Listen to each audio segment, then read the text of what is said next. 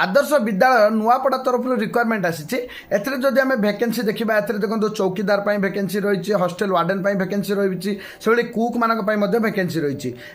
qualification जदि आम qualification देखा मिनिमम आप 10वीं पास करते अप्लाई करेंगे 10वीं पास टू नहीं विभिन्न पोस्ट विभिन्न क्वालिफिकेशन रही जार कि ऑफिशियल नोटिफिकेशन मुझे टेलीग्राम चैनल में देदेवी से नेक्स्ट आप केमी अप्लाई करेंगे देखो प्रथम यार अप्लाई डेट स्टार्ट हो गला 23 फेब्रुआरी स्टार्ट हो तो 23 फेब्रुआरी टू नहीं 14 मार्च पर्यंत यार अप्लाई चलो देखो आपने केमी अप्लाई करेंगे अप्लाई फॉर्म आपको देदेवी टेलीग्राम चैनल अप्लाई फॉर्म टी प्रिंट आउट खोली ने प्रिंट आउट खोली नाला